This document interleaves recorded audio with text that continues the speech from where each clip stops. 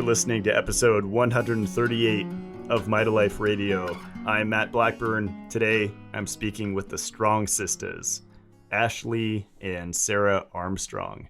They've had quite the journey. They were actually on the television show The Doctors while they were on the carnivore diet, and they have since left that and are now eating carbohydrates with every meal and incorporating a more balanced approach. What I really love about them is that they emphasize the power of animal foods while at the same time not demonizing carbohydrates.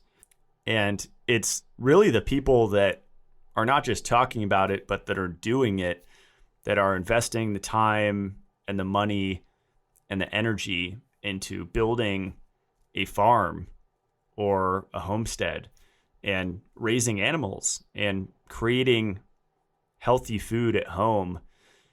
I believe that is the solution to the world's problems right now, because I believe that the root cause of psychological illness, emotional problems, in my past, even falling for weird spiritual concepts, it boils down really to nutritional deficiencies and a damaged metabolism and toxicity, but not the toxicity that people talk about.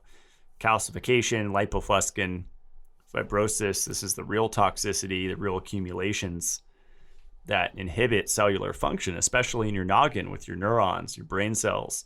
Can't think properly if you don't have B vitamins, if you don't have magnesium, if you don't have copper. And those are all in a seesaw with other nutrients. And so it's a really big picture, especially now with how complicated life has become with everything that we're exposed to today, not only physically, but mentally.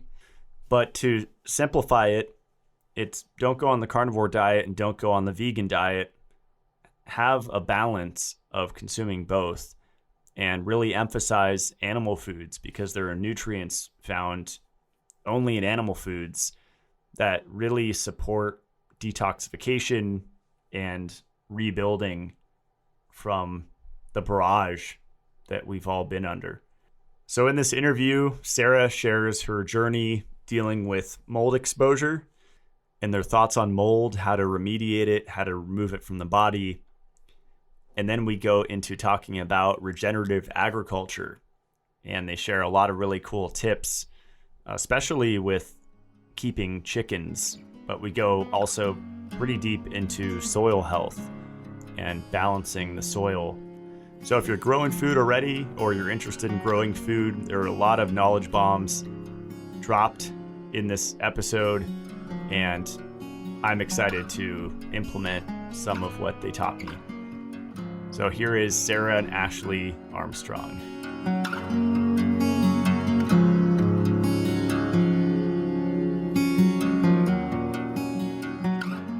All right, we are here with Sarah and Ashley Armstrong. Welcome to the show. Thanks so much for having us, Matt. We really appreciate it. We always enjoy having Instagram message conversations with you, so it's nice to actually have a real form conversation. Yeah, I love watching your guys' journey with farming, and I was following you guys when you were when you just bought the new property, and you have way more chickens than me running around. I only have 4 right now, 4 hens.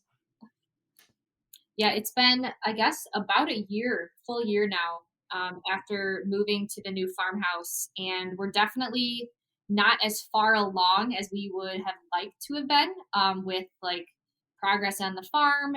But we stumbled across some health challenges with some mold exposure at the farmhouse. So have definitely learned a lot about, and you talk about this a lot, how health is holistic. It's not just the food piece. If you're living in an unhealthy environment, you can't be healthy necessarily if you aren't strong and resilient yourself. So we have learned so much this last year, and we will hopefully be finally moving into the farmhouse in about 4 weeks. So we've come like almost full circle in a year.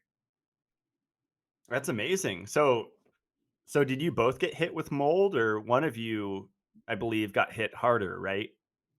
Yeah. So It's really funny because we just now, almost a year later, finally learned the source of the mold, and it made everything make a lot more sense. So the other side of the window in my bedroom, Sarah, was the worst source of the mold. So that makes sense why I got hit with the symptoms first because basically the time I spent in the house mostly was in my bedroom. And so I was sleeping in there, just inhaling these mycotoxins. I was walking on carpet that had collected all of these dust particles. And so, ironically, my feet are what started to show the symptoms first because they were just like absorbing everything I was stepping on. So we both, to a degree, showed symptoms, but I definitely got hit sooner. And so, But it's funny, the podcast that she listened to yeah, was Matt's with PJ Harlow, yes. where Sarah made that like light Oh bulb, my like, gosh, oh my God, it's mold. it was an absolute epiphany. I was just like, this is speaking to me on levels I can't even explain because there's really no information about mold out there unless you're looking for it. And you need people like you and PJ to expose these topics. So I'm so grateful for that. And since then, it's just been this absolute huge learning curve. And I'm so grateful for the journey because it's brought us, even further in our health journey. Mm-hmm. Yeah, I think I first heard about it from the Bulletproof guy in that documentary, Moldy or something. And um, yeah, the first house I bought before this one, it was like 50 years old, and it's my understanding that it's like 50% of homes or something in America. It's a crazy statistic, Yeah. have mold and water damage, right? And I mean, if the house is 50 years old, it's almost guaranteed. Fortunately, the new one I'm in, it's only like 20 years old, so it's a lot better. Yeah. We actually have learned a lot why it's becoming more and more of a prevalent issue these days because we're making homes out of these cheaper mold food materials. And then unfortunately, Wi-Fi and EMFs like make mold and mold spores angry, and so they release 600 times more mycotoxins. So Brian Carr he's like a mold inspector, and he creates this analogy where mold is like a factory, and then the mycotoxins is like the chemicals that the factory is releasing. So you have your mold and your mold spores, and they release these mycotoxins. So in the presence of Wi-Fi and EMFs, the mold and the mold spores is producing these mycotoxins that have negative health implications at a rate 600 times higher. And so there's Wi-Fi and 5G towers everywhere, so that's leading to the problem as well. And we're all living in these insulated boxes with poor air control, poor airflow, horrible humidity control, and with all of these like huge extreme weather patterns that we're seeing, that's just adding to it because now you're getting more water retention in homes. And so that's just like a recipe for mold growth and mold expansion. Yeah. And it goes beyond the mold too. I think the mold was our first like clue, but we found actually it was this term, it's kind of hard to say. It's like actinomycetes. Something like It's that. a bacteria. And so once we got our ERMI test done, so if somebody would have listened to your podcast, they heard about ERMIs from PJ. Um, we got all these bacteria tested. Come to find out, our HVAC was just absolutely ridiculously high in bacteria such as Bartonella. So you really, if somebody's dealing with something that they can't explain, they just need to look to their home, basically. And then if you analyze like where we were at, we were definitely at our healing, we were in our healing journey where our thyroid and metabolism weren't at the best places coming from zero carb obsessive exercise for so long. And so then just like put someone in an unhealthy environment that's trying to heal, and it's just an overburden on the liver and the rest of the body. Hmm. Do you guys think it's possible to stay in a moldy environment if you mitigate it? Because my understanding, like what I would do is like maybe diffuse like oregano. I think it's Essentia Air, North American Urban Spice Cells. That's the only thing I diffuse in my bedroom. And like the hypoallergenic air filters. And my friend Charles Barber recently got me into ozone therapy, and he runs that through his HVAC system. And I'm wondering if like those three things you could still stay in a moldy home, but it's probably not ideal. Yeah. So I think there's like two different views on this. I think PJ would say absolutely not. We did consult with her, and she said you need to remove the source because all these things you do, oregano, ozone, you're just making it angry, like Ashley said, and it's going to emit more things like mycotoxins, which are dead. So you're not trying to kill it. You do need to properly clean it up. And so if you leave the source, you're going to be, just constantly needing to properly clean up. And while an air filter can help, I guess it really does go into how sensitive the person is. And this is not to say mold allergies. There's a complete difference between mold allergies and mold toxicity.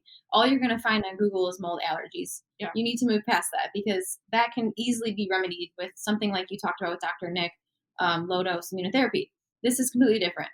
And so you very well could, but what we experienced is that the exposure to the mold just basically unleashed all these different viruses or pathogens our bodies were already kind of dealing with and managing, but it tipped that bucket. And so while you could live with it, you're just going to be climbing an uphill battle when it comes to priming your metabolism. And I think that's kind of what we're all after here is, how can we provide the best state for our metabolism and thyroids to do what they're supposed to do to be resilient? So you could, but you probably shouldn't. Really depends on your own individual stress bucket and where you are in your healing journey. If you have a super strong and resilient metabolism and you kind of live like a low stress life, maybe. But still, it's an uphill battle. Yeah. So it creates like physiological stress. I guess Morley would say it's just tanking your copper, right? I think that's a piece. Oh yeah, we got well, we had full Monty's done before, but then we did a mineral test for our hair and stuff, and it was just like it's all out of whack. It's doing nothing good for your copper, and I'm sure, for people who have dealt with amenorrhea, so we're already with that iron overload bucket. Yeah. It's just causing a lot of chaos there. So yeah, like you could live with it, but again, it's like, do you want to sleep next to a Wi-Fi router? I guess that's another way to look at it. Yeah, my first apartment, I had like two roommates, and my window was right in earshot of a freeway on ramp. And I remember just thinking, like, I cannot mitigate this, like, unless I just keep my window shut all day, and that's unhealthy. So I have to move. Yeah, I have to move. That's basically if we could go back 10 months, we probably would have said, I have to move because the remediation is a huge pain. But again, like I said, we're grateful for, that we're here and we've learned so much. So yeah. That's awesome.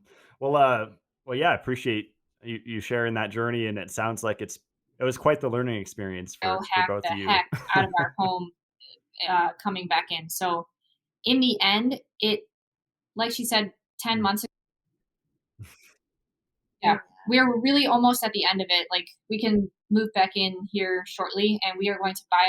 We probably would have been like, oh my God, don't sign me up for this. But we went through this for some sort of reason, and we've learned a lot through it, and hopefully we can help others through this process. And now we are back on track, hopefully, of starting our farm and getting closer to our regenerative farming goals. Yeah, but I think that when it comes to the health side, anytime you deal with something like this, there's lasting effects for quite some time. Like, yeah, we've remedied a lot of the house, but if your nervous system gets out of whack, like that takes a lot to get back from. Yeah. So that's just an ongoing journey. But like we've talked about now, in a healthy environment, you can heal given the right inputs. So we're confident things are going to move forward. Yeah, for sure. That's awesome. Yeah, I love the point about EMFs that you made. And I wonder if a really powerful Royal Rife machine, if EMFs could do that, I wonder if the antidote frequency could destroy them like in the walls. Be interesting. I kind of want to experiment with that. I love, so one of the things in this journey is like just literally went to the most bizarre therapies to see what was going to work. I friggin' love Rife machines. Okay. So just to talk about Rife, I learned that my body in particular was resonating with Bartonella, and that had something to do with my foot itch, which is one of my main like mold symptoms. And the first time I went to my biomagnetic therapist, she has a Rife machine. She hit me with those frequencies and I did not have the foot itch again. So it's powerful. Yeah. And if we could invest in a spooky or Rife machine one of these days, I'd like to, because I think it's a useful tool. but you have to know what you're doing. Yeah. So we don't have time to learn that right now. But yeah, I imagine that would be the case. It's very cool stuff. Yeah, I wouldn't be intimidated by the spooky too. I think I learned how to use it in a day, and the investment was like I think $300. That was like years ago that I tried it. So they have different levels to it, but the remote one worked really well for me, and I felt it. So It's cool stuff. Yeah, it's not an funny. affiliate. You're not. It's like that kind of stuff is used in hospitals in like the UK. Yeah, it's completely unrecognized here, and it's so powerful. So it's just a cool therapy for somebody to look into frequencies and different healing remedies there. Well, my whole thing is if you are someone that believes that Wi-Fi EMFs are causing issues in our body, then like you automatically believe in biomagnetic therapy. I guess you just never introduced to it. Yeah, yeah. So, but there is another side to it. Yeah. Mhm. Yeah, I think it's the most effective way to treat like parasitic infections or viruses or fungi or Yeah. bacterial infections. 'Cause it's really getting to the root. Yeah. Yeah, my understanding, it's like emitting that frequency that just like basically shatters them, and they just deactivate. And so you're not having to do, different sort of, even if it's natural remedies that could affect other things in your body, you're really just targeting one specific thing. So it's very cool. And so I mentioned we went to or go to a biomagnetic therapist. Same concept there. She uses magnets to like move the pH and stuff in your body. And I mean, just that's dealing with parasites, different bacteria, fungus. And it can kind of tell you what you're resonating with too, which can kind of give you a better idea. Okay, what should I look into supplementing or tweaking in my diet? So very Mhm. cool stuff if you've tried everything else and really nothing's working. For sure. Yeah, I used to use a live blood microscope, but then I got tired of pricking my finger because it was never comfortable. It's But when you're yeah, cute. but you could see them under a microscope live, like breaking apart under That's the influence. cool. I feel like we're the only type of people who are like, wow. um, so so moving on to farming, I probably have a lot to learn from you guys. I interviewed Charles Barber on my show, and that was really fun to talk about soil health and using indigenous microorganisms and just a good way to build soil. But I feel like it's one of those things that can't be talked about enough because when I talk about growing food, people the main question people ask me is what soil should I buy? I'm like, you shouldn't buy it, right? Yeah, and I mean, we are first generation farmers. I would say that like we're definitely like more book smart right now, but that's one of the biggest reasons why we want to farm is to get that mixture of experiences.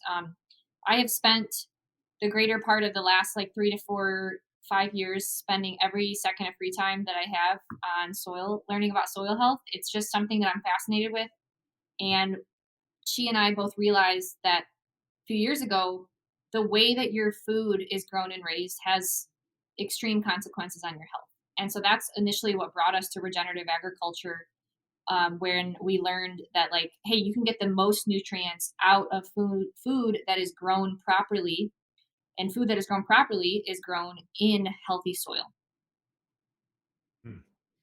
Yeah, one of my favorite quotes from Morley is the, if the copper's not in the soil, then it's not in the plants, and it's not in the animals that eat the plants, so it's not in us. And it's like people don't get that even the high quality animal foods, you could still not be getting the right nutrients, right? Depending on So I've gone back and forth with Morley on this. I take a slightly different view than Morley does on the soil nutrients. I am under the belief, and this is kind of more of like the Gabe Brown, Dr. Alan Williams, and these other leaders in the regenerative ag space, that the nutrients are in the soil. They're there. It's just our farming practices don't allow us to access those nutrients. And there are people don't realize that, like, okay, we talk about our gut microbiome all the time and how out of balance we are. And so we're trying to kill off these things, but that has implications on the good beneficial bacteria. The soil has a microbiome as well, and industrial agriculture practices throw us way out of whack. And we kill off a lot of these beneficial species that are actually able to make those nutrients in the soil available to the plant. And so if we think about the industrial agriculture practices, many of them are sprayed. You talk about this a lot with NPK, nitrogen, phosphorus, potassium fertilizer. And so it's a very limited set of nutrients that are being sprayed on the plant. And then all of these other practices, such as herbicides, fungicides, insecticides, like all of these sides that are like killing, they don't select against good bacteria. They kill everything.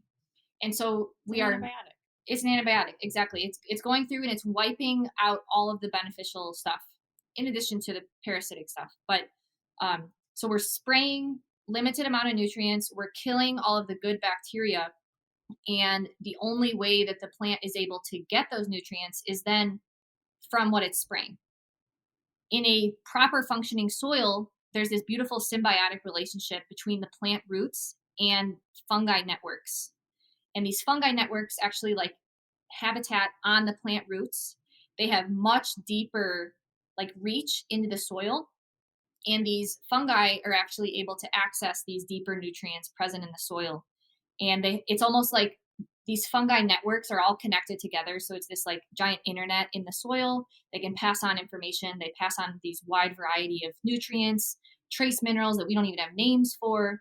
And it's those fungi networks that are really key to provide the plants the nutrients that it needs. And so, yes, we've definitely degraded a lot of our topsoil, but if we are to work with nature, I don't think the solution is to spray a bunch of copper or provide a bunch of copper. The solution is to build the biology underneath this in the soil. It's to take care of our underground livestock, which are these millions of species of microbes that can access all these nutrients and send them back to the plant.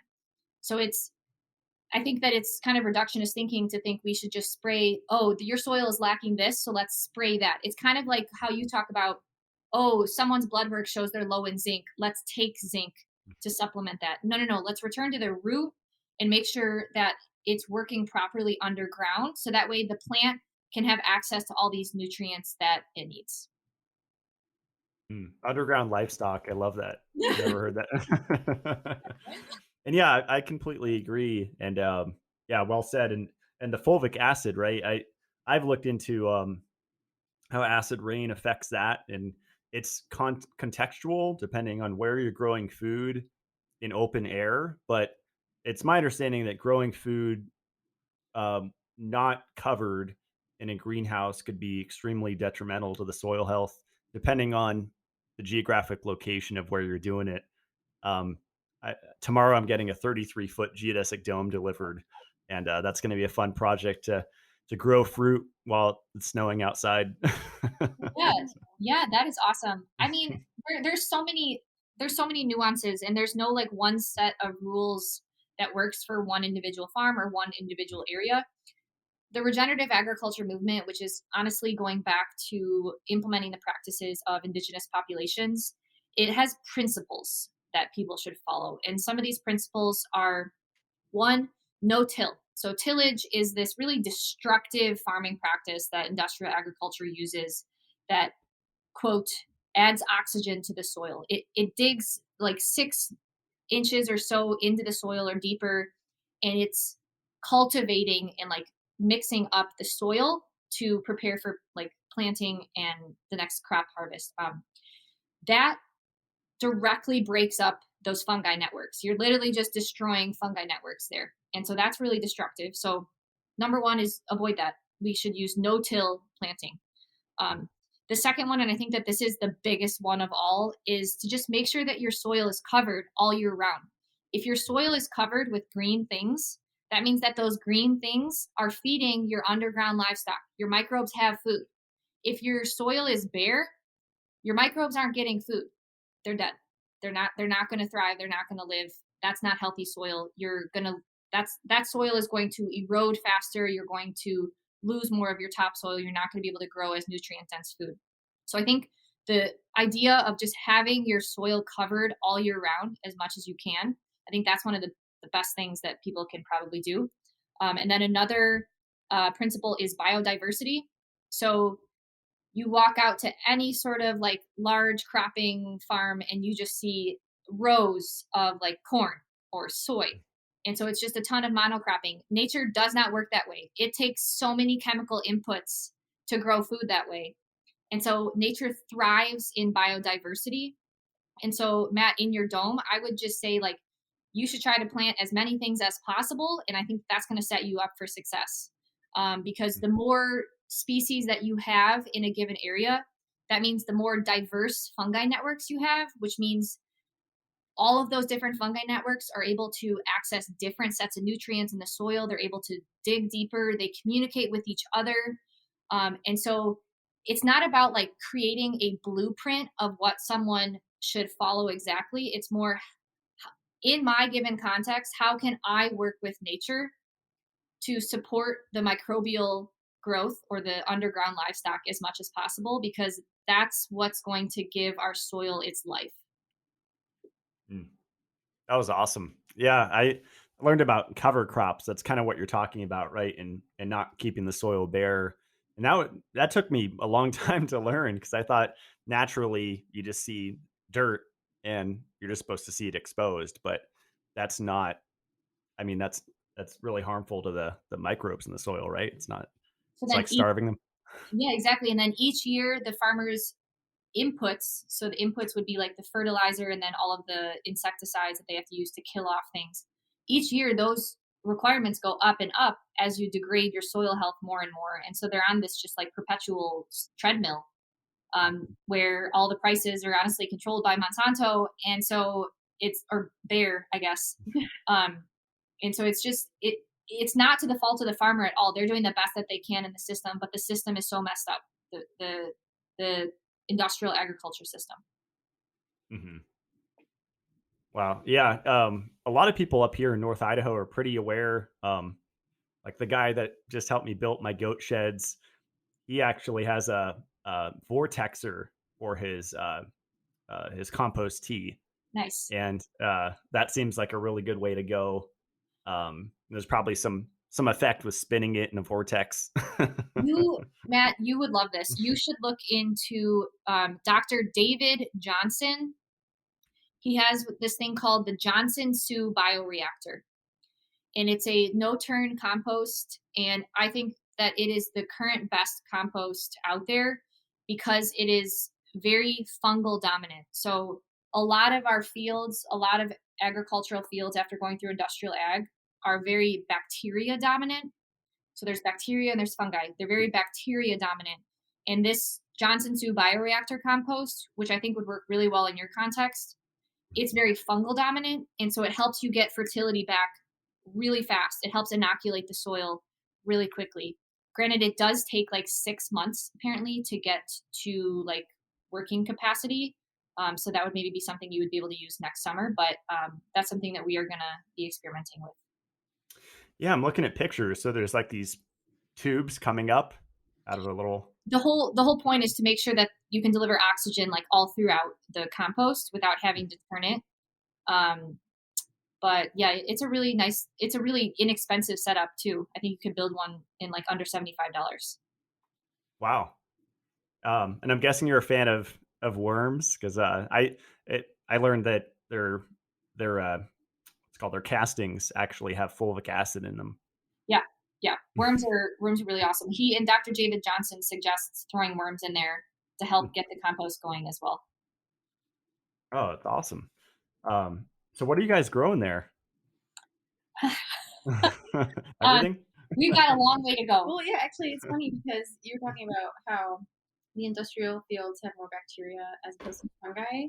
So what we grew was bacteria that ended up in our house. Yeah. Because it's no coincidence that a 100-year-old farmhouse that had been industrial cropped for that long right on that property had a poor home microbiome. Yeah. So just to bridge those gaps, just like how we have microbiome, our homes do too. So that we are working away from that, and we're really right now we're just doing our chicken tractor. Yeah. In order to help the soil out, it's going to take a long time. Yeah, our goal is to build an ecosystem, and I think that that's what you're trying to do there, Matt, as well. And the healthier your soil is, the more pollinators, the more birds, just the healthier the entire area is going to be. and it's all connected. We are connected. There's research now showing that when you walk into a home, you leave a microbial footprint on that home. The FBI is looking into how they can use that to help trace for like who has gone into certain areas. And so it's all connected. So like us spending time outside in the soil is going to affect our microbiome, it's going to affect our home microbiome. So right now we are not growing anything. We would like to have been a lot further down, but the mold remediation has honestly been really exhausting and challenging to work through. But like she said, we've got a chicken tractor that we move every couple of days. We've got about 60 to 70 hens. We're about to expand that. And then we will have lamb arriving here shortly. And we'll be starting our own garden and fruit trees early next spring. And so that's kind of how I can see it kind of shaping up the next couple of years will be like garden, lamb, and chicken. I think that's going And you're inspiring us for the goat for the milk. Yeah. I was going to ask why lambs and not goats for the meat, or That's another rabbit hole, but our property is only 22 acres, and it's been industrial agged for a number of years, and so our organic matter is really low.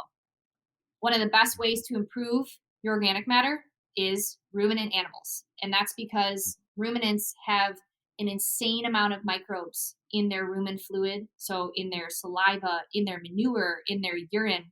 There's more microbes in a teaspoon of rumen fluid than there are humans on this planet.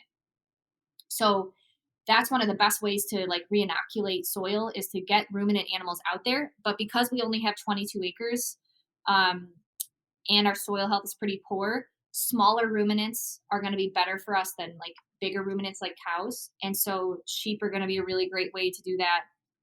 And so like she said, we're going to have like a milking goat in with our sheep flock. That's the plan. Yeah.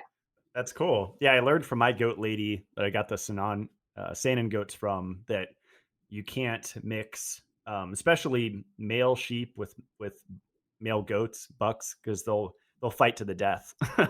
Wow. Okay. And they have different nutrient requirements. So Morley Robbins actually sent me a couple books, one on sheep and one on goat care. Cool. And I guess they talk a lot about copper in those books. And Yeah. I guess, sheep can get, copper toxicity easier, whereas goats, they have like a higher requirement for copper. So it's kind of interesting. Cool. Okay, we're going to be doing 100% grass-fed lamb. And so this is going to be for meat production. And obviously when you're milking things, like their energy requirements go up. So supplemental grain is fine. But I am really under the belief of the innate nutritional wisdom of animals and them knowing what they need. And as humans, we've definitely lost touch of that. And so our literal plan with the sheep is to just let them go graze all of the cover crops that we've planted. And like, they know when enough is enough and they'll like switch between species. And they know what not to eat. Yes. That's awesome. Yeah. They, the goats out here stripped it, at least one section, pretty bare, up to where they could reach. Yeah. But yeah, it's pretty amazing how efficient they are. I think it was like a month into them being there, and it's like they got everything. Yeah. You talked about like wanting to build like I don't know, like a place where people could come stay, and so like building little homes out in your woods. Just have your goats go in that area for a bit and break down all the shrubs, and then it'll be a lot easier to build. Well, another thing we might introduce is just one cow out there, just because I think Greg Judy talks about how introducing that to your flock can control the parasites. So just another benefit of the diversity, even if it's just a little bit. Sheep and cows specifically have competing parasites. Wow. So if you have one with the herd, it's a flirt. A flirt. Yeah. A flock and a herd, a flirt. They can out because parasites are a challenge for a lot of sheep farmers. But apparently if you mix a cow in, that can really help balance that out. That's interesting. Wow. Yeah. Sometimes I dose their water with the water soluble oregano. And at my old house, the buck kept pooping in his water, and I didn't catch it for like weeks or months, unfortunately. And one day he just like lost his appetite and he was looking kind of depressed, trying to figure out what's wrong. And then I see there's tons of poop in his Oh no. drinking water. I'm like, oh, Oh that's probably why. No. I hope you. Oh, I guess it's a bug. yeah. Well, did you get that figured out with your oregano? Yeah, yeah, and I think I had to just lift the bucket out of his pooping range because. That makes sense. Those things they climb though. They're wild. Yeah. They escape too. Oh, yeah, yeah, after we built the shed for him, he was using it as a scratching post. He was getting up on his hind legs and just he was like in heaven scratching his head on the on the top of the shed. What kind of predators do you guys have out there? Do you have bears and stuff? You have cougars or We're in Southwest Michigan. We seem to have a lot of turkey gizzards, buzzards, turkey buzzards, What? predators. The fly. Yeah, Yeah, they, Yes. but they're looking for dead things. Mm, I know I've seen a hawk, and so hawk would be obviously for chickens. But so far we're totally fine. We do have two roosters in with our flock, and mm, the roosters are really good at looking out for the ladies. So chickens are the most food motivated animals ever, maybe, and so they are always looking down, trying to peck and find food. Roosters, on the other hand, like if you observe, I like to observe chickens. I think it's fun. Roosters have their head up a lot more. And so they're looking in the sky, and like I've been out there with the chickens, and the roosters will see something flying, and they make a weird noise, and then everyone runs inside the coop. And so they're not perfect. Like a fox or coyote or something would beat a rooster any day, but for now that works for us. Eventually, I think we'll definitely need livestock guardian dogs, um, Or goose. or a guard goose. Yeah. But right now, mm. living in tents, we are the livestock guardian humans. LGH sometimes. Yeah, I did see the tail end of an attack at my old house. Like I heard a lot of commotion. I ran out there and there was like a hawk or something just squaring up with the rooster and all the hens like ran under my deck. Oh wow. So it works really well. Then it was like a couple months ago, my rooster had half of his feathers gone. He was really roughed up. His whole neck was bare where I could see his crow collar Yeah. exposed, but Yeah. I still had all the hens. So he did his job. And yeah, I think for birds of prey, the rooster's really clutch. Yeah. It's For sure. amazing. Yeah. That's cool. Um, the chicken tractor. So you guys don't want to free range them. Mine are just wandering around all the time, but unfortunately they'll poop on the deck here and there and stuff. So we have a very specific goal of regenerating the soil, regenerating the land. And in order to do that, you do have to find balance with controlling your livestock and giving them free range. Because giving them free range, they'll be able to poop everywhere. You can't control where their impact is. And I think that that's the Mhm, biggest thing. We, mhm, as regenerative farmers, the best tool you have is observation and to observe what's happening to my soil. Is it improving? Are my grasses going back better? Are we overgrazing here? And so for us, the animals are kind of a tool to improve the soil health while also giving them their best life. And so we have a chicken tractor. It's like a giant greenhouse style chicken tractor where they can stay in. And then we set up like a temporary fence around it. And the reason for that is we just want to control where their impact is so that they do a little bit of animal impact. They put the most natural fertilizer, chicken manure, which contains NPK naturally, in that area. And then every 2 to 3 days, we want to move it, and so that way we're giving the land time to rest and recover. And then we won't return to that place until many months later to make sure that those grasses have plenty of time to recover. I like to give the analogy of like muscle building. So if you were to work out your biceps every single day, you are just going to strain your muscles, right? Whereas if you give your biceps time to rest and recover in between workout sessions, they'll have plenty of time to grow back bigger and stronger. And so that's kind of one of the principles in regenerative agriculture is animal integration, but integrating those animals in a way where you're managing them properly. And so it's a completely different story if one is just doing like a homestead, but we have a specific goal of repairing the soil health, and we want to do production at our farm as well. And so we want to produce nutrient dense food in a way that is improving soil health and improving the ecosystem and climate at our farm, if that makes sense. Mm, that's awesome. Yeah. Have you guys seen Jeff Lawton's videos on? He has some great YouTube videos on permaculture, and he's obsessed with chickens, like you guys. And he said that their poop is the ultimate fertilizer because it's a nitrogen source. Yeah, Um, so it's really giving that nitrogen to the soil. it is a great source, but you can always have too much of it. Mm. Another really important feature in soil health is the carbon to nitrogen ratio, and you can overdo it in the nitrogen. There have been examples of farms who the best organic fertilizer. So a lot of these organic farms that you buy organic produce from, a lot of them use chicken manure from like large farms as their fertilizer source. And there's been examples of people who have over applied chicken manure. So you can just always overdo things, and you can throw off that carbon to nitrogen ratio, which affects our underground livestock, the microbes underneath the soil. But it is really important for that transition to help improve the soil health because a lot of it is lacking nitrogen because it's been sprayed. Why would it hold on to nitrogen if it's getting free nitrogen from all the NPK that we're spraying? Mm. And the carbon source, would that be like um, taking cover crops and just putting them back into the earth? Or Okay, you guys got to hold me back because I can talk about this for a long time. This is really exciting because this is changing paradigms right now. Soil science has really come a long way, and just recently they're discovering these new pathways, and like this is just where I find it fascinating. Um, so there's two different ways that you can build carbon in the soil. The first one is like you talked about. It's kind of like a top-down approach where you have your litter, your um, like plant litter, and your cover crops that are just being decomposed from microbes in the soil that are decomposing it.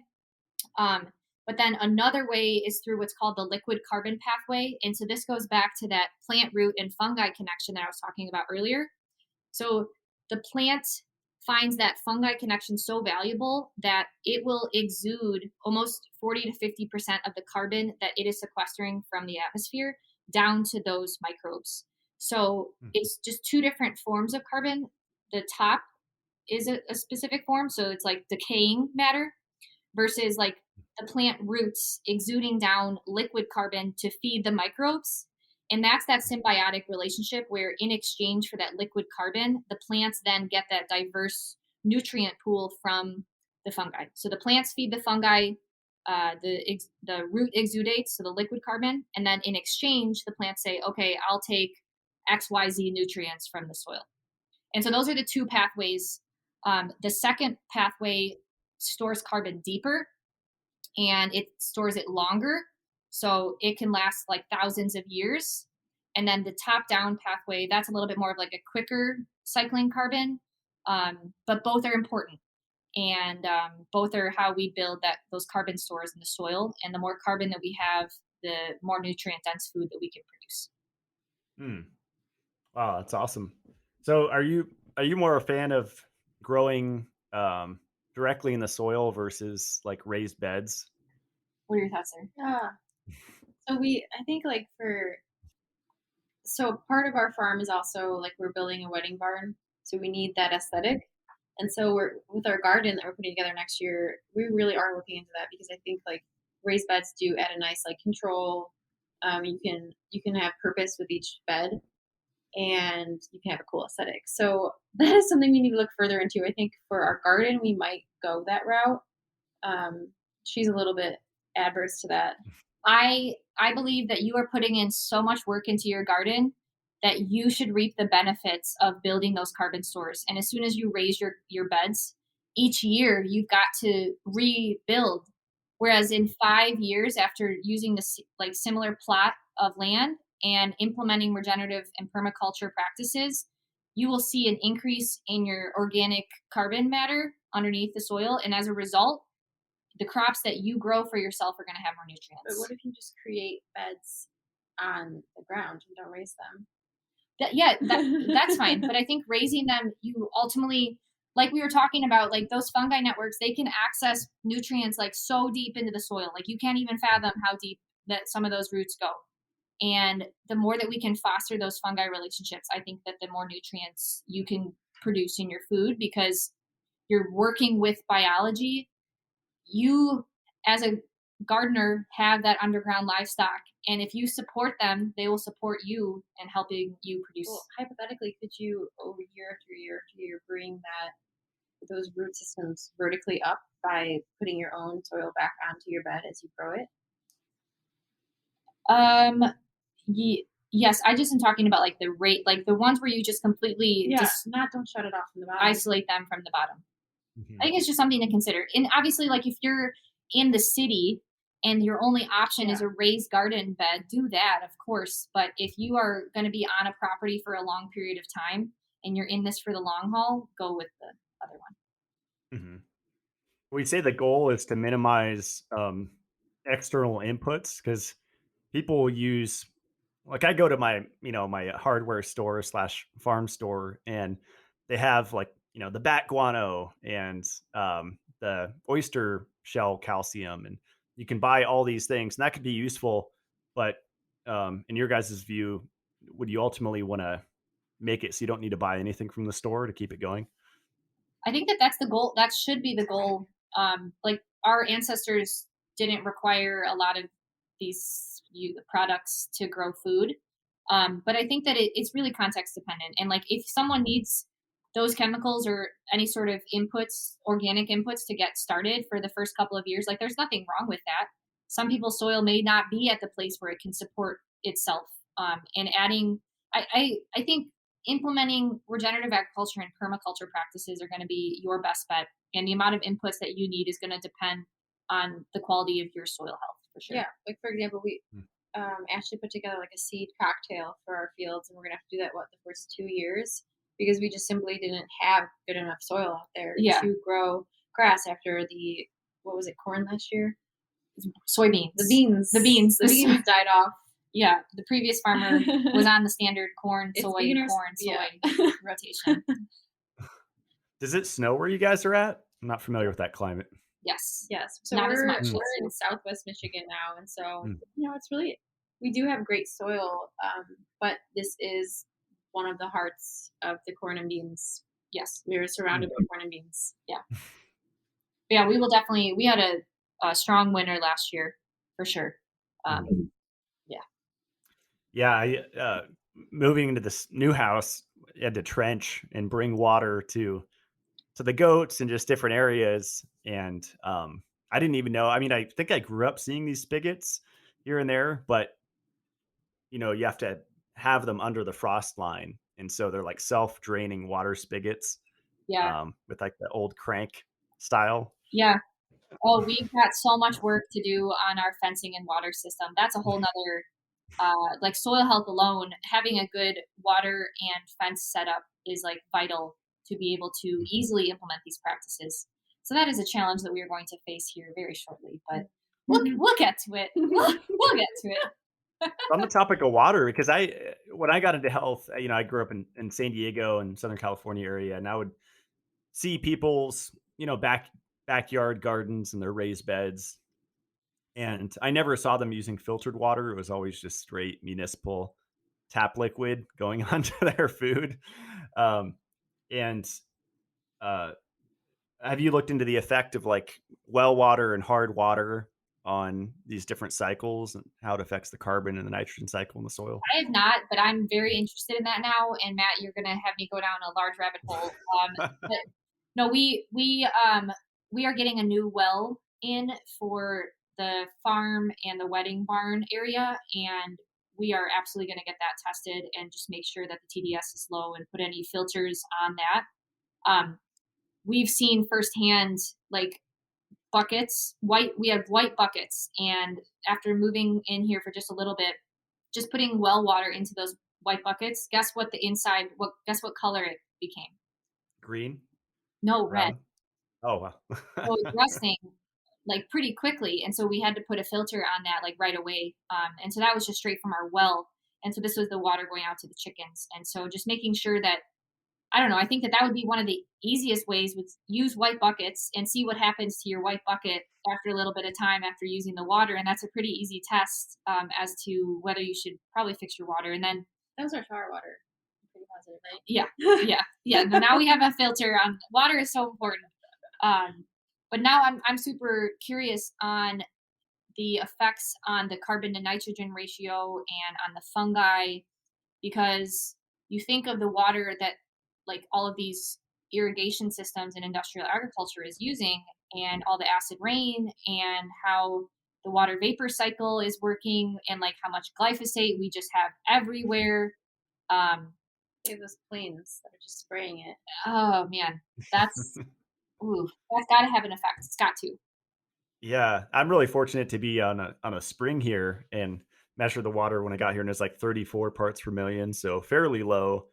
Um, but yeah, you think about the effect that excess iron has on our body, and then you think about just dumping loads of excess iron on the soil, Yeah. and it has to do something to, I don't know, maybe increase parasitic infections in the plants and all sorts of Yeah, things. And pathogens. Yeah. Yeah, Mhm. that's a good point.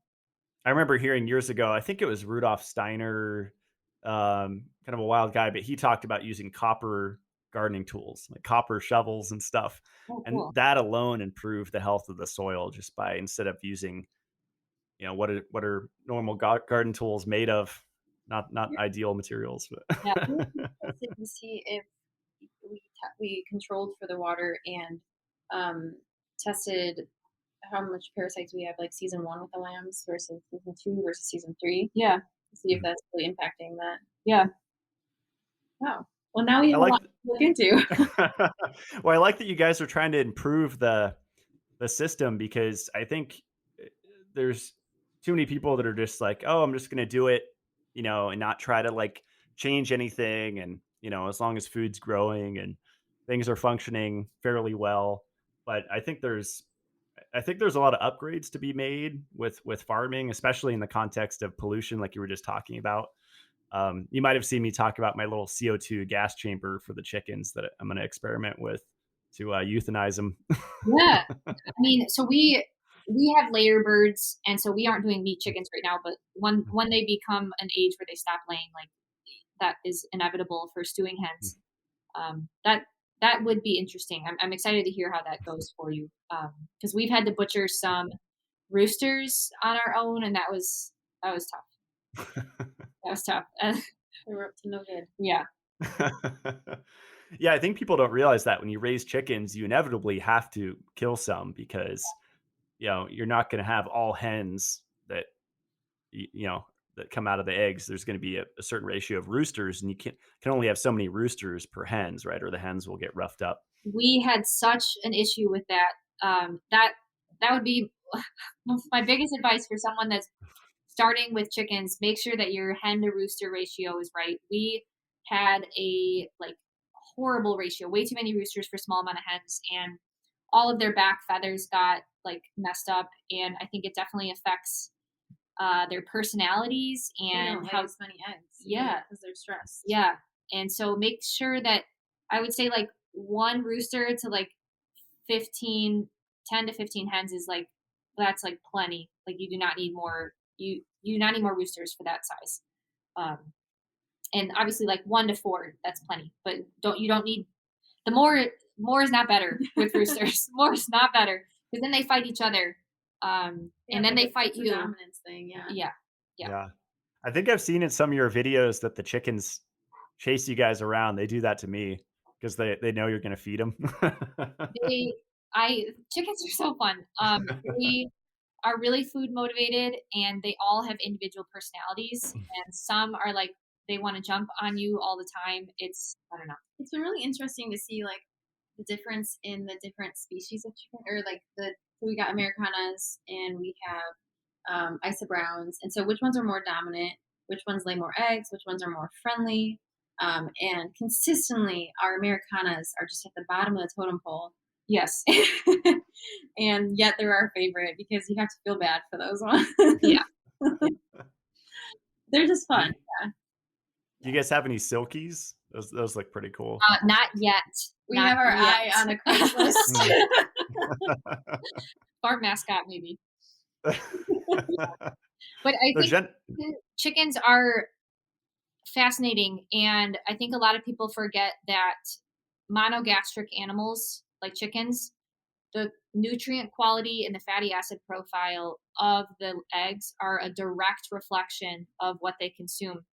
And so this is similar for us as humans. This is similar for meat, chicken, birds, broilers. This is similar for pigs. And so I think that that is a really important piece of our agriculture system that we should try to improve, to really improve the nutrient quality and fatty acid profile of a lot of these meat products, because so much of the feed is just corn and soy across like millions of farms across the country. And that's just kind of what our agriculture system is based on because of how efficient we've made these GMO corn and soy seeds. But that's just an example of you talking about how like optimizing certain soil health principles or farming practices, it has a direct implication on the nutrient quality of the type of food that you are producing. Hmm.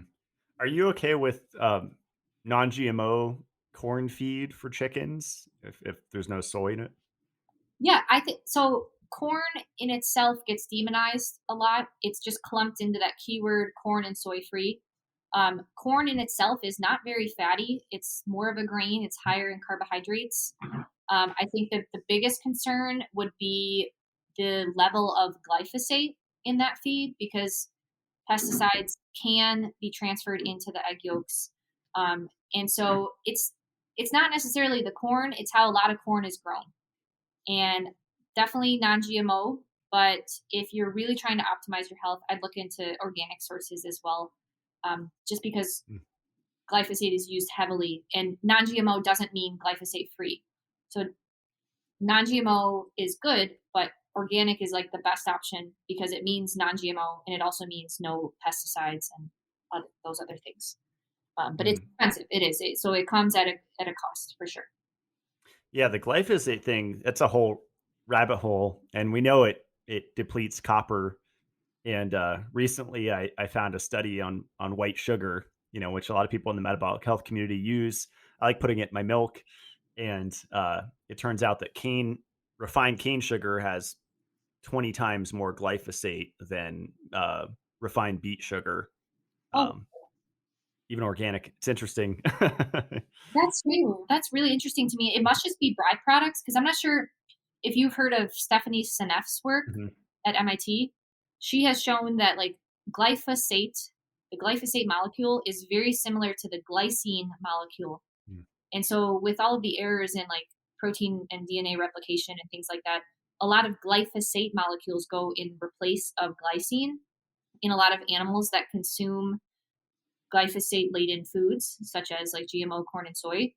And so this is something we're really careful about in terms of the collagen and glycine and gelatin supplements that we consume because those can be high in glyphosate because of the protein transfer and how it's like similar. Stephanie Seneff talks a lot about this. So it's interesting that sugar is also that way because glyphosate and sugar aren't necessarily similar molecules. Um, Yeah, I yeah. don't even know if you could really be like the standard glyphosate test is urine. So I think like if it goes that deep, I'm not even sure that would pick up on that. It's kind of scary. Yeah, like all the stored glyphosate we all have in It's us. just storing everywhere. Yeah. Hopefully some comes out when you sweat in the sauna. I don't know. Let's think on that. Yeah. I, have you guys been doing anything like that?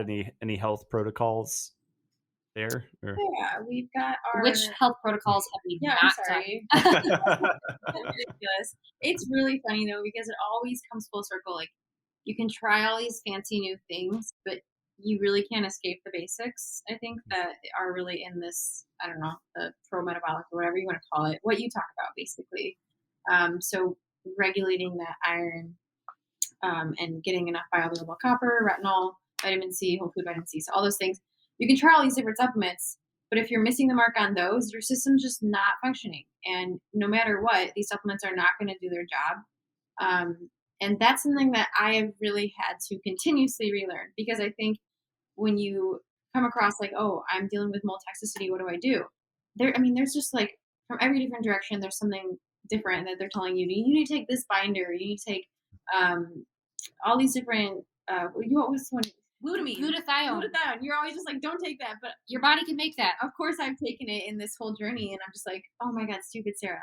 Because it always comes back to the basics. But in terms of things that have been useful, sauna is definitely one of them. I mean, I don't think there's a question about what you can sweat out in terms of different toxins we're exposed to. So we regularly sauna. We have the same one that you do, that at home where your head sticks out, infrared. Because your Relax brain's not sauna. overheating. Yeah. I upgraded to the steam barrel off-grid sauna, so that's all I use now. Nice. Very nice. You have to start a fire and wait, so there's that aspect to it, but I'm fully off-grid, so it's worth it. In those bags. We've also used coffee enemas a lot, and those have been really helpful. I think that those are kind of underlooked. Yeah. Dr. Ray P talks about how those were like a standard thing that were used to treat cancer back in the day. And I have personally, and I think you have too, have noticed a lot of benefit regularly using the enemas through this mold healing journey. Yeah, there's got to be a reason to kind of want to start, and like your frequency of doing them is highly dependent on like your state of health. But I do think they're beneficial too, just like in terms of like kind of seeing, okay, do I have a lot of like parasites going on too? Yeah. I mean, these are things you just don't even know until you do one, and you're like, oh my God, like all these things living in my body. So yeah, that's been one of the helpful things. The biomagnetic therapy, the rife machine, like I said, and being outside, really. That's a lot of grounding. I think moving into the tents the last few weeks has been a huge step in the right direction, just because I think once you are exposed to something inside, you're a little bit more sensitive, but you're also just like, it's a psychological thing where it's like you have a mold radar. So you can be walking through a house and you're just like, oh, this house is moldy. Like, I just know it. And you just want to get out of it. So just being outside as much as we can right now. Natural vitamin D, obviously.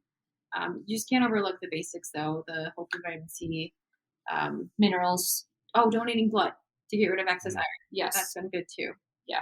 So those are the most helpful things. And I think that's everything you pretty much talk about, too. Yeah. That's awesome. Does it get cold there at night? Like when you guys wake up, are you freezing? So last night,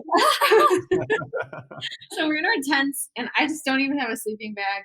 And we just had a shift, so it was like super hot. We had a storm, and now it's cooling down a little bit. It was like 90 degrees during the day and like 70 at night. So Yeah, it we was were fine. no concern. I'm hot at night. And then last night it got down to like 53, and it's 2 a.m. and I just feel my cortisol skyrocketing because I can't heat up. So I'm driving at 3 a.m. to the farmhouse to the other house to get ice cream and something to eat. And I'm like, I need to heat up. So that's been the one bad thing, but I've got a sleeping bag now. Yeah. So it does get cool, and it's going to continue to get cooler, but hopefully we're going to move back in like a week or so. It's like a natural chili pad. Yeah. Outside. That's the way to go. Yeah. You probably saw my outdoor bed, and I put up like a EMF RF blocking tent, and it's pretty good sleep. I have like my lodestone on the grounding sheet, and then kind of trying to create the ultimate sleep situation. But yeah, there's nothing like waking up outside just with the fresh air alone. Like there's something there. Yeah. I will add two things that are, I think, really important have been important for our healing journey. And it's like optimizing sleep, and then also like trying to minimize EMF exposure as much as possible. Because like Sarah mentioned, when you have these type of like toxicity exposures, your nervous system is so out of whack. You are in such a stressed state. And we all know that like EMFs and Wi-Fi are just not doing you any favor in getting you out of that fight or flight response. And so I think spending more time outside and being just more mindful of when we're being exposed to EMFs, I think that's been helpful too. Yeah, well, today I was sitting out in our yard, like an equivalent distance from where our tents are to our house, and I just see my computer struggling to get Wi-Fi. So I'm like, well, we need to turn the router off because at night it's out there trying to get service. We made the call to our internet provider, and they know starting next week we're shutting all Wi-Fi off and we're going to Ethernet. So we're going to have Blackburn mode, all full Ethernet. That's awesome. Yeah, it takes sometimes years to find a solution. Like my old house was in a valley, so it really sucked. I was reliant on HughesNet which is like snail speed satellite internet. And then I moved up here to a higher elevation, and guy drove out with a bucket, went 3/4 up one of my tallest trees, and then just put a directional antenna. And I have Ethernet connected to that, Nice. and that's what we're on right now. And it's pretty much high speed internet, and I'm like 45 minutes from the city, so I'm pretty out there. Yeah. Uh, Oh, we're but Nice. excited about that, yeah. yeah, yeah, and Starlink's a whole thing. Might have a whole episode on that, but people, they have all sorts of opinions on that, and it's the Eye of Sauron from Lord of the Rings, and it's killing us all. And I think there's some nuance to the Starlink thing. Like, it could work, you just have to like hack it and mod it to make it work for you. But yeah, if you guys ever need help hooking up your internet in different ways, I could probably help. Yeah, we listened to, what was the one we just listened to? Your episode with the guy from like Healthy Biome Home or something like that. Biology. Oh, Sean. Uh-huh. John, Mhm. right? And we were like taking all these notes and calling our electric company, and they're like, "No, you want to go away from Wi-Fi?" They're like utterly confused what's happening, like going backwards in the 1950s. Yeah, they literally said, "Okay, you have to do this yourself. I'm sorry, we don't have the equipment anymore." So I'm out here like we're ordering on Amazon like low EMF like routers for the Ethernet plugs and like shielded Cat 8 Mhm. cables like he was talking about on that episode. Yeah, so I mean, like our biggest focus going forward is to reestablish a healthy home microbiome. And I think like we need to start from the moment we move in terms of don't allow the Wi-Fi or the EMFs to drastically multiply any mold spores that are there. yeah, Introducing like houseplants and just being very careful on like, okay, we need to paint. So obviously low VOC paints. And then we're just really like, we had to sell, not even sell, we had to get rid of basically all of our belongings. 99% of our So things. we are just gonna be sitting on the ground. Like we don't have a couch. We don't. These are things We'll acquire. eventually get a couch. We had to get rid of our other ones because it was exposed. But like the more things you have in Yeah. your home, the more dust accumulates. That's home for mold. More you have to clean. And so just like more open space is just like easier to maintain a healthier home microbiome. Yeah, the more bric-a-brac you have, the more hiding places for all those mold spores. Yeah. So it's really, I think that, like I said at the beginning, it's a huge blessing to go through something like this because at some point in your life, you either need to simplify what you have or you're just going to start hoarding. Yeah.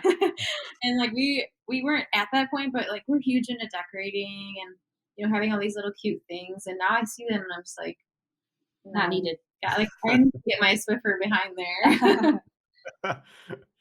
I got a slap on the wrist by multiple people for posting my wet Swiffer mop. I'm like, I'm doing my best. I'm not a professional house cleaner, but they're like, it leaves a residue and all this. Cause I think it's bleach based, but I think there's a Oh, time for bleach. I don't know. I see. So they were mad at you for killing. Yeah. That is something that's really interesting is like you there's a delicate dance to do with like the killing and then versus just like the wiping up with just water and dish soap. And there's a time and place for when you need to get at the antimicrobials, and that's like when we're doing that first wipe down of our belongings that we are keeping. You do have to get rid of it, and then you could do the other wipe downs. And so, yeah, and you can't be perfect either. Like unless you have MCS, don't freak out that you're using some different laundry detergent because you need to get the mold off your clothes. It's give and take, and that's something we've had to come to terms with because it could also completely break the bank if you're trying to buy everything perfectly. Yeah. You really just need to like solve the problem and then reestablish a healthy biome. Yeah. Which is where you do end up learning more about like, okay, we're not always trying to kill. It does, Matt, it does go back to the agriculture where like industrial agriculture, it is a focus on killing and they are using all these sides. And so I think people need to kind of think similarly with their home. We're not trying to kill because the more we kill, the more room we leave for pathogenic and bad bacteria to come take over. So it's about how can we support this balance in our home. That's a good point. Have you guys ever seen the EM1? I think that there's a company that actually marketed it just as something different called Homebiotic. Where it's like healthy probiotics you could just spray around for your house. We've got You it. heard Yeah. There's science, but there is science behind it, and I think that there's a time and place for it. I don't think everyone's home needs it.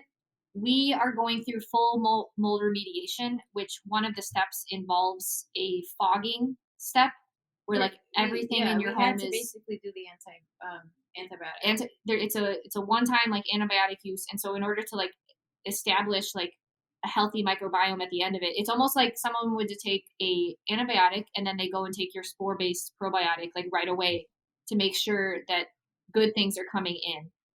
I don't think someone needs to do it all the time though. Like if someone has a good home, I don't think it's needed. Mm. I think it's cool. Yeah. I forgot we had questions that people sent in. Do you guys want to get through some of these? Are you guys using aspirin? If not, why? Oh, yeah. So I'm not. I am someone that's bad at taking supplements. I am her pill mom. I carry on this huge bag. I'm like, here, take this. She doesn't even know what I'm doing. I'm not good at taking supplements, so I veer towards like just making sure that I'm getting my food stuff. Yeah, I think that's great. So for originally when I was dealing with like the really bad foot thing, I was really trying to just reduce inflammation, and so I think taking aspirin was helpful. I took K2 obviously while I was taking it, but I did cycle on and off. I haven't in a while. I think there's benefits there, and I did see.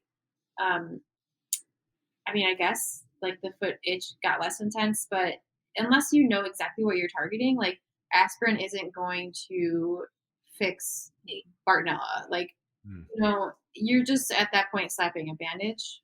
I think if someone is like intrigued by aspirin, making sure that you're doing everything else right in your life first. Don't think that aspirin's going to just fix everything. Yeah. But then listen to the podcast episode that Matt had about like how our ancestors used to use like natural forms of it. And that's super interesting and that'll get you intrigued. But it's not a cure all. It's not going to fix everything. It's not something that you can take and break all your bad habits. Yeah, good point. I think it's a really low cost and easily obtained convid, not remedy, but something like that. I think the hardest thing with aspirin is like if you want it and you go to the drugstore, it's just like cornstarch, red and blue dye. Yeah. It's just really you have to order online to get pure aspirin. Yeah. So don't take ones. Jericare, yeah, good point. Someone asked, are orange yolks or orange/reddish yolks more nutritious? Okay. The food industry has been greenwashed. So as soon as a company finds out, oh my gosh, like that research study showed that the darker the yolk, the more nutrients that it had. There are research departments in these large corporations that say, what can we add to the chicken's feed to make their yolks orange? I'm not kidding. So you go to the store and you look up, like, for example, like Happy Egg or Happy Yolk or something, and they like pride themselves on really bright orange yolks. They add marigold to their feed. So there are things that people can add to their feed to change the color of the yolk. Don't care about the color of the yolk. What I want you to do is go find your farmer that you source your eggs from, eatwild.com, ask him or her their farming practices and what they feed the chicken, and that will give you your answers. Yes, it tends to be that a darker yolk comes from a pasture-raised chicken, but don't let that be the end-all be-all, because there are plenty of eggs in the grocery store from confinement buildings producing bright orange yolks because they have researched how we can change the color of the yolk by what we can put in the feed. So don't let that make your decision. Find your local farmer, ask them about their farming practices and how they feed their chickens. That's a great tip. Yeah. I have an eggshell question. I see you guys have been posting a little bit about eggshells. Someone asked, does the eggshell toothpaste need to be spit in the trash? Will it clog the sink?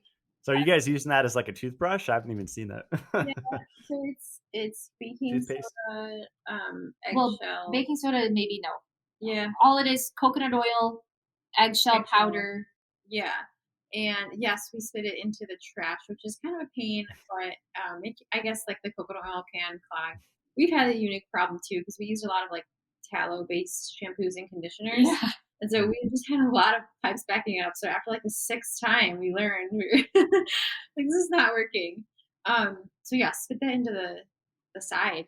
Yeah, but the calcium carbonate in eggshells is really fascinating. It's very similar to the composition in our bones, and so it can help with remineralizing. There's a lot of research on it actually, where like dentistry schools and dentist research labs have Mhm. like improved enamel health. Um, so I think it's pretty powerful. And Yeah, then like if you, for example, if you have a cavity, you might try brushing with something like eggshell. At least just like gargling with it and letting it settle in your mouth and then spitting it out could help remineralize there. but eggshell, it's just eggshell powder and coconut oil, mix it up and then brush with it because the coconut oil has those antimicrobials Hmm. properties as well. Yeah, I've heard Ray Pete talk about consuming eggshells as a source of dietary calcium. For this application, do you guys cook it or do you just grind them as is? We did. So we made a batch to both use a supplement and to use for this. So we did boil the eggshells. Also, we only consume dirty eggs at this point because we are selling our good eggs.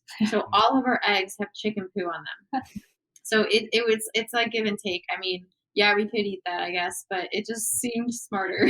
So we boil for like 15 minutes or so just to sterilize it slightly. And then the goal is to just make sure that the shell is super dried out. And then you grind it to a fine powder just using like a coffee bean grinder.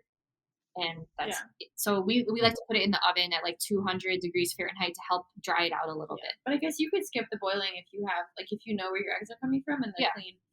Again, it would have been tedious for us to like really meticulously wipe off all the chicken poo. Yeah. Yeah, that makes sense. Um, what are the best and worst parts of raising chickens? I love how these are all about chickens. The best part is, what would you say? The best part are those little moments where their personalities come out. So, okay, yes, we said we have a chicken tractor, but we have about what? How many? Eight? Yeah, eight VICs, very important chickens, and these ones live separately. They live by us, and they have very strong personalities and they have names. So that part is amazingly fun. Like it's just something fun to do. It connects you back to being outside. You know, we didn't grow up on a farm. Our mom had a farm, but we never appreciated a relationship with an animal like this. And you really get to like Ashley loves to just watch them. She's training them.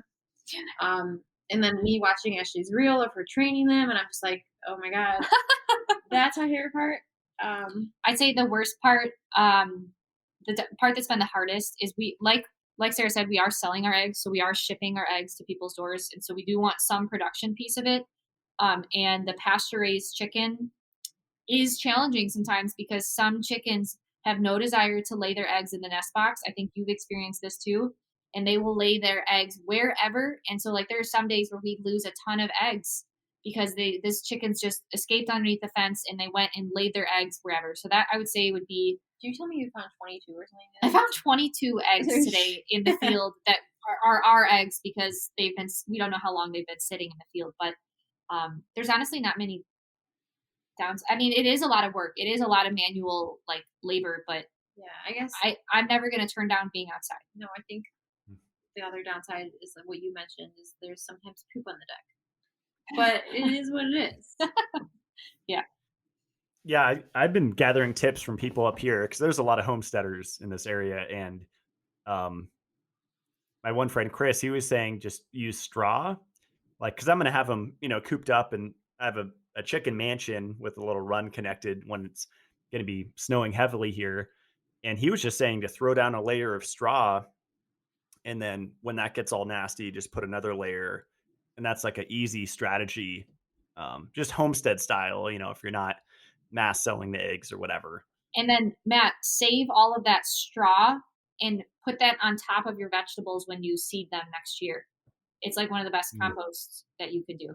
So but that's a good, we should get some straw. We started our garden then. Yeah. We started our garden. Every time we clean up the little chicken coop we have, we use a barrel and just bring it over to where we're going to have our garden. Yeah. Improve the fertility a little bit. That's awesome. And doesn't the straw attract like fungus too? Like like the Oh, fungus will kind of grow under it.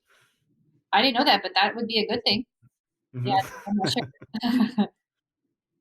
We had a few questions how to heal an egg allergy, and people, I think it's kind of is lumped in with like dairy, like allergies to dairy and eggs. Um, is this something just someone should start slow and just kind of microdose it for a while? I I would say like the first thing is to check if it's something feed related with the chicken's diet. So like try different like soy free, corn and soy free. Soy free, definitely, because a lot of people are allergic and sensitive to like the soy isoflavones, whatever. And those have been shown to transfer from the feed into the yolks. Like that's very well established. You could also try like duck eggs, so different types of eggs. And then I think at that point, I mean, it's hard, like you could try separating the egg and the yolk, the white and the yolk, and just having the yolk because more people will have reactions to the whites. So those are all like different things you can experiment with. It's harder, than just doing dairy because dairy you can start with like, a teaspoon. Yeah. You could do that with egg. Like I'm eating like the smallest piece of an egg, but that's kind of ridiculous. I guess at that point you would look into like Metabolism. well, yes, metabolism, but if you needed an instant relief because you really wanted those nutrients, that's where like the low dose allergy therapy could come in. Where it's something we're looking into more too, just because I do have an autoimmune disease, so I would like to give my body the best shot possible. So I think that's fun to look into different therapies, but start with those basics. What's your chicken eating? Is that affecting the nutrients? Are you reacting to something in the yolk, the white?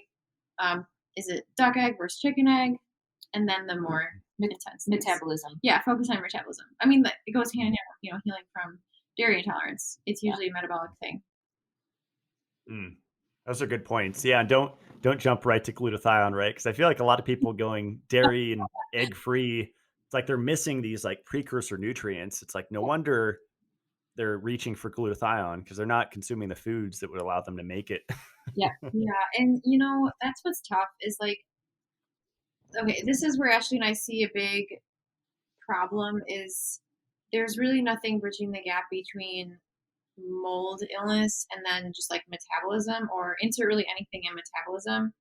Um, and you get all these different protocols that just you are just pushed so many different supplements. Yeah. And somebody who really is not understanding of like the basics, like you just talked about, get those nutrients in, allow for these processes to happen naturally so your body can function and do its job. I mean, I fell victim to it too in the beginning because you're so freaking desperate to feel better. But then you run into further issues down the road. And I think that like that has lasting effects too. You're taking longer to heal because I guess you can compare it to putting fertilizer on a field. Your body no longer needs to do these processes for you because you're trying to feed it in natural versions. And so, yeah, just avoid those and go back to the basics and allow your body to do its thing. Mm. That's awesome. How to test your soil? Someone asked. Are you guys going to do that? Or? Yeah. So this is definitely a controversial view relative to kind of the mainstream thinking on this. Simple soil organic matter tests will definitely be good, and those are pretty cheap. But that can take a long time to really show a lot of changes. And so I would look into something called the PLFA test, and that gives you that fungal to bacterial ratio. And you can actually see, apparently, a pretty rapid change in your fungal to bacterial ratio by implementing like vermicast and different composts and things like that. So I would suggest the PLFA test because we want to see a more balanced, like 1-to-1 fungal to bacterial ratio. And to give in context, a lot of like industrial agriculture fields are 20-to-1 bacterial to fungal. So they're way out of balance. Wow, I didn't know about that ratio. That's really interesting. Yeah. Are you guys going to do beekeeping? That's a question for me. I would love to. So we're going to learn from Matt at some point because I think that, like we talked about, we want to build an ecosystem. So the more biodiversity you can get in your area, the better everything is going to function. Nature thrives in diversity, and we consume a lot of raw honey. Attracting pollinators will just ultimately help improve soil health, because you're going to that's going to lead to more diverse plant species. There's so many benefits to pollinators. So I'd love to at some point. It's just a matter of like, we got to get into the house. We got to have normal living conditions, and then we'll be able to move forward with a lot of these projects. Yeah, we have a lot of wasps here. Like, if I go out on my deck to get some sun, they just like swarm me and fly at my head. And those are actually pollinators, but I still kill them because there's plenty of bees around here. We have a really big wasp nest on the side of our garage, and it's just like, it's kind of just too beautiful. Like, it really is beautiful, but they're not messing with us. We're not messing with them. Yeah. So as of right now, we're going to leave it, but next year, just not interested in that being there. No, I mean, they can be part of the ecosystem. Like this big spider directly next to their home built an even bigger web, and then we just see it consume one of these wasps. It was crazy. I guess this is nature doing its thing. Spider grabbed the wasp. The minute those wasps come after me, gone. Yeah. So. Yeah, but someone up here told me about a natural spray. But where they build the nests, there's no, like, it's just dirt underneath. And so I use the toxic spectricide spray that shoots like 27 feet and foams up. Yeah. At a certain point, I think something like that is totally fine to get rid of. And especially given like we're going to be creating like a wedding barn and agro-tourism place, we don't want our guests dealing with wasps flying all over. Yeah. Somebody else said you could take like a torch and just like burn it down. Someone also said that you can paint the bottom blue, and apparently they fly away because they think it's sky. I don't know how true that is. Maybe I'll do that under my, because they make a home under my second story deck. I've used the pressure washer, and that was kind of fun. Yeah. On them. I think that's it. You guys actually answered a lot of the questions inadvertently during our chat. A lot of them were about mold and healing from autoimmune, which I guess you're still kind of going through, right? Which you'll continue sharing about. Yeah, I think just a growing understanding of what autoimmune actually is, and really like not seeing it. And I think we talk with Morley a lot about this. Like, we came up with these concepts of disease, and where you just like stamp a label on somebody's symptoms. So like being diagnosed with an autoimmune disease is just being like, you're just given this name of like your symptoms. And so while you might have an inflammatory response in your body, it's unusual. There's always a reason for it, right? So your body is reacting to a virus. It's reacting to a toxin, parasites, something in your environment that's causing this. So it's not really dealing with an autoimmune disease at this point. It's more so, that's why I told you, like, I really appreciated that podcast with Dr. Nick and looking into those different therapies, because what that's doing is handling these different viruses or whatever your body's fighting, so you don't have that inflammatory response anymore. And so taking a more proactive approach like that is what I'm doing going forward. Just because the mold, it did set me back, but like I said, my symptoms are more like bacterial or parasitic or virus, less just like defined into one autoimmune disease. So I think somebody, when it comes to autoimmune disease, get yourself out of that mindset of I have an autoimmune disease, and more so into looking into what started this cascade of inflammation, and you're going to find better results there. And then I think if someone is interested, there are like kind of alternative views to autoimmune conditions. Jason Feldman talks about this on one of his podcasts. Jay Feldman. Like William Koch provides some alternative views on this, and it just goes back to like bioenergetic and pro-metabolic, where like the stronger your metabolism is, the more energy you're producing, the more that your cells can maintain its structure, and then it's a feed forward where it all improves structural integrity. And yeah, there's just some interesting thoughts for sure. there, and like reflecting back on our past, like definitely did not have strong metabolisms growing up. And so in that state more susceptible to these inflammatory reactions and things like Oh that. yeah, we grew up on a golf course golfing every single day. Pesticides, boom. So yeah, I do think it's good for somebody to listen to Morley's talk on this too. I don't know where exactly he would concentrate this information, but just like stop identifying with it. And that's like the first thing you have to do because at that point you can start healing. I love that. Yeah, that's a really important point. Because I think we're all dealing with something chronic to some degree. And so just to separate emotionally from it is so important and stop making that part of who you are, right? Because then you can't heal because it would be killing a part of yourself, which you don't want to do. It's And it's Absolutely. almost like chasing something that's impossible in this current world where we're all exposed to so many things. Yeah, and like Mhm. that's why we talk about the EMFs and why you're milking your own goats. You just have to set yourself up for success in the best way you can. And yeah, I love it. Yeah, and don't get lost trying a million different biohacks, right? Because that could be a stress. yeah, I think supplements is where the huge yeah, it's so easy. And like I multiple times along my healing journey could have just kicked myself because it's really easy to go down these rabbit holes. Like, oh, I definitely need that. You probably don't. I Try some food and the basics first. I have a bunch of castor oil and packs. I think it's like Queen of the Thrones or something. Yeah. Have you guys used those? Yeah. I Forgot to think include that in our healing journey. yeah, those are something where it's not like a coffee enema where you like know something happened. I think the benefit with those comes with long term. Um, and so yeah, Queen of the Thrones is helpful because they have that like pad Yeah. and it's really easy to use. I was using it, but then I left my pad in my tent and I just haven't been back to it. So I think those are great. I think there's a lot of science there. Yeah, the Mhm. fatty acid of that castor oil is actually high in omega 9s.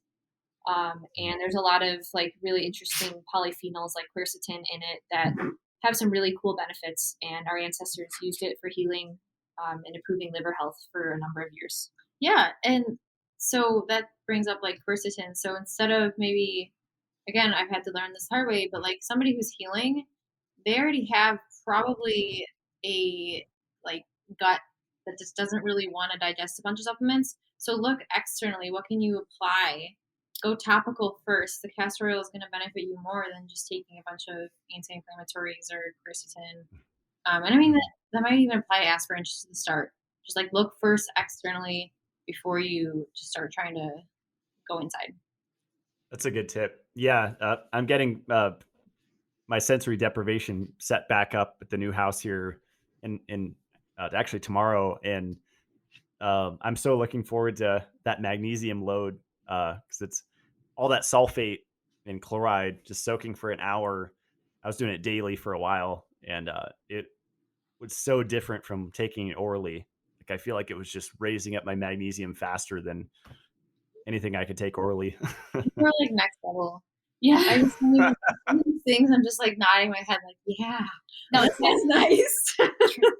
transdermal magnesium is really, really powerful. Yeah. Really So that is something that the real food gangsters talk about those like, and you can see this on a hair mineral test is like probably have a sodium potassium problem to handle first.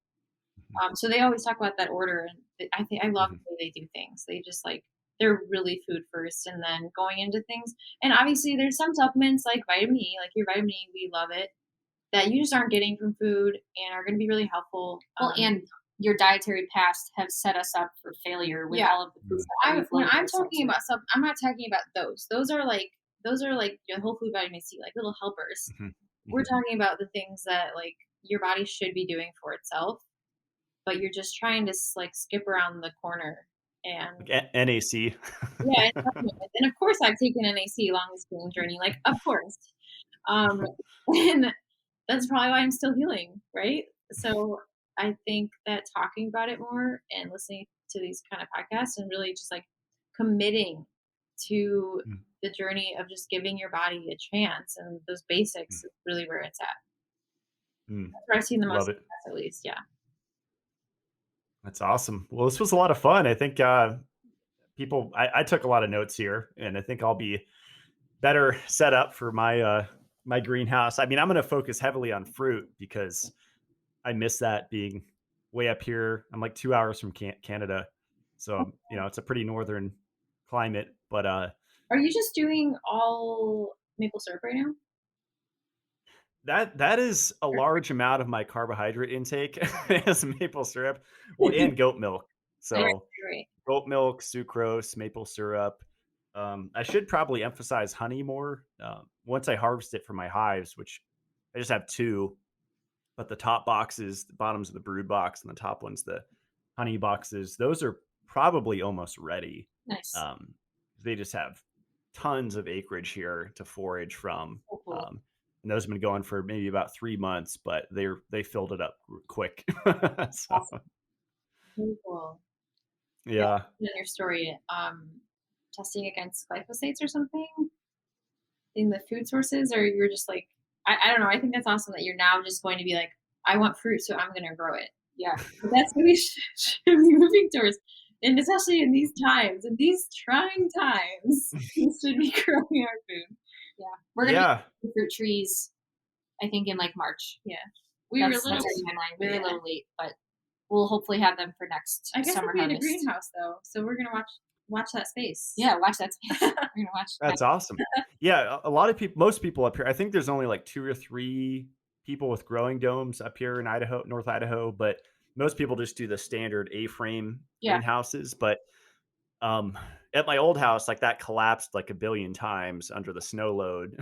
And so it's just a headache. Whereas with the dome, that is definitely the way to go in an area with heavy snowfall. It's quite an upfront cost. Like Yeah. it's pretty expensive. Yeah.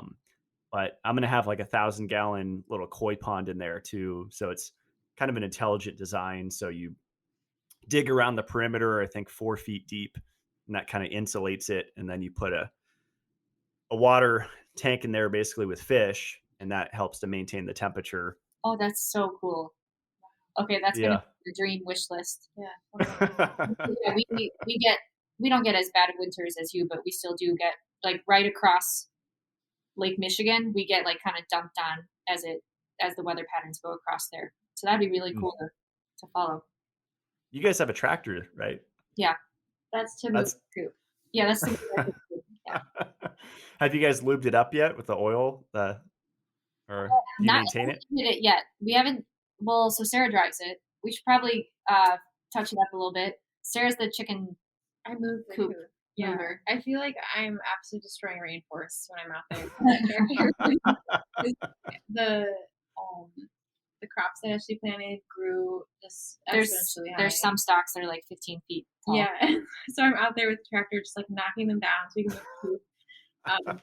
Yeah, that's where it's like at larger scales you do need sort of those type of machinery. But that was one of the first lessons we learned when we were literally like Google, like starting a farm. And obviously we were then led to like Greg Judy and all these people, but like don't buy all these expensive machinery. Yeah. First, do things that you can in a smaller scale. So yeah, we do have a tractor now, but Yeah. I bought a Kubota one late last year, and it's like my favorite toy. Like it's so easy to use. It has a backhoe on it, and I'm planning on setting up at least 1,000-gallon diesel tank here, which it runs on. So that's to me like one of the best prepping things is have your own diesel gas station. Yeah, I could run my truck and my tractor on. Yeah, our tractor is literally completely. Today was our last day, probably just out of diesel. Yeah, and we're just like, this is the first time. I don't know what to do. We don't have everything figured out. Wait, it ran out of gas, or it's on low. We've just been milking it. It's very much probably dead. We haven't had to fill it up. Yeah. I would just be careful. I've heard from multiple people like with the diesel tractor, if you run it down to empty, it like does a lot of damage. It destroys. All right. So it's on our to-do list. We're moving tractor again on Saturday. So on the to-do list tomorrow is get diesel. Okay. Thank you. Yeah. Yeah, and if you need help, I got an electric lube gun. So it's just a little battery operated deal. Yeah. But there's like 40 or 50 points on my Kubota little you snap it in and you press it and it shoots the oil into it. And Oh, it's kind of fun to use, but you want to keep it oiled up. Not to tell you guys what to do, but I've been learning we are through tractor. my tractor. We're tractor noobs. Yeah. We'll have to talk to you about that for sure. Learn from each other. It's great. So yeah, and I'm going to check out the Johnson bioreactor, and I'll put a link below Yeah. to that little thing on how to build it that I found. And I'll put the links to your guys' stuff. So you have a armstrongsisters.com, and you have a YouTube, an Instagram. Yep. Is that all of it? Yeah, and we've got 2 accounts, so we're passionate about like optimal human health and then soil health, and so we share a lot more like nutrition tips, cooking tips, pro-metabolic tips on the Strong Sistas account, and then we're documenting our farming journey on Instagram and YouTube as well on our Angel Acres account. And so on Instagram, it's Angel__acres, and then on YouTube, it's just Angel Acres. But yeah, We've been pretty inactive just because of the mold, but we're very excited to share more. yeah, the mold thing has really been exhausting and kind of held us back a little bit, but we will come out of this stronger than ever for sure. Well, so many people are dealing with it, and that's what's so cool about going through these intense journeys, that you're able to help people. Like mine was acne and eczema. I found there was a huge cortisol component to it, but also just all these little protocols that I share help with the skin health. So Yeah. I think you guys will be able to help a ton of people with the mold issue, and it'll all be worth it. I hope so. I totally agree. I think that it's one of those hidden things, and it's a checkbox you just need to kind of look into. If you've got these chronic, you said acne, it's obviously not happening because of your diet or something. So what else? Yeah. Yep. Awesome. Well, Ashley and Sarah, thanks so much for taking the time. This was awesome. Thanks so much for having us, Matt. Yeah, we really appreciate it. It's great talking to you. All right, stick around as I close out the show. Okay.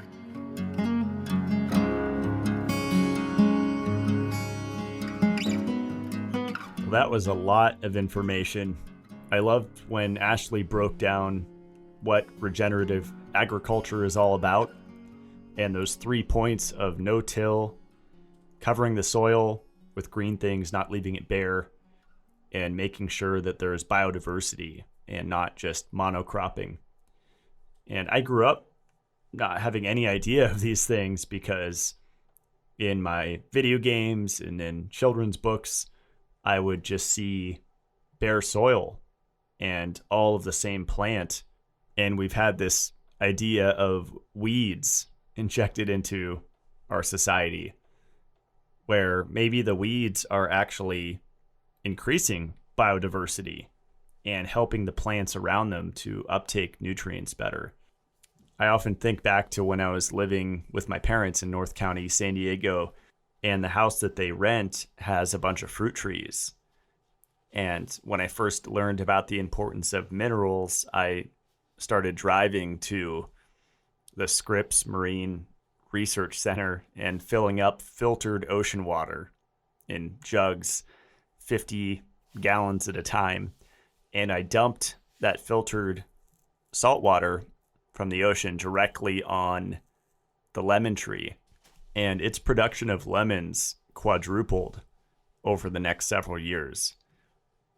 And that really started to pique my interest in the power of minerals, both for good and for bad, because if you have too much of the wrong form of a certain mineral, then that will just get stuck in your tissues and your body can't process it and move it out.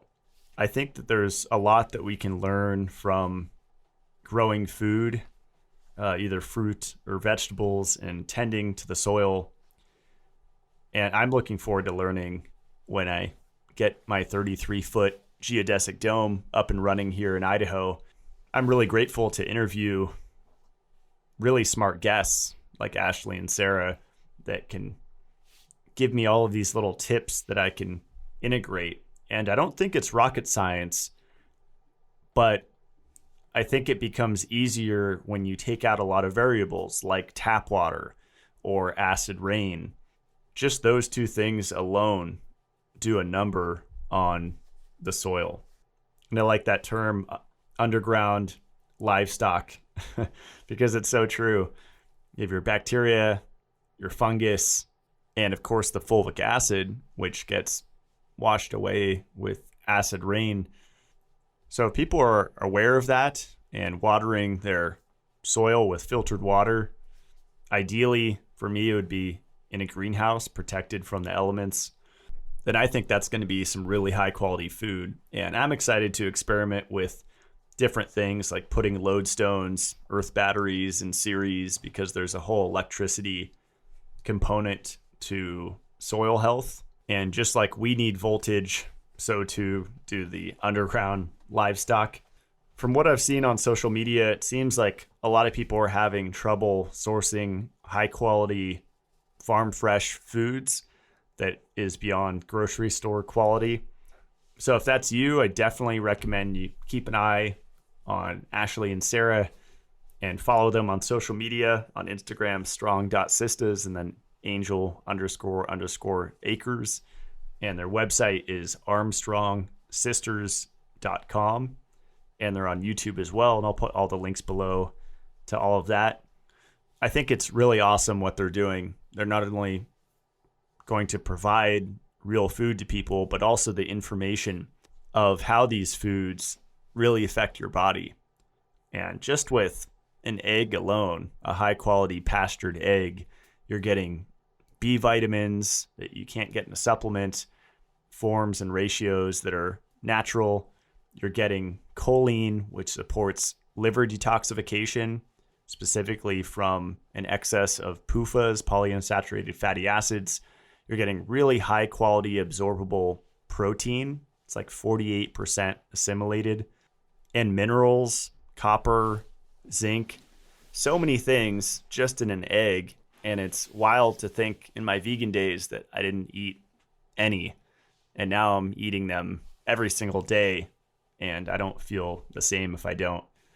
So my website is matt-blackburn.com. And I have all of my recommended products up there. People are always asking me about my coffee maker and which coffee machine I use. And if you just search espresso on my website, that'll come up. Or you can just click the shop button on the top, and that'll take you to all the products that I use. And my brand is called Mitolife. That's at mitolife.co. And we're still working on getting products in stock.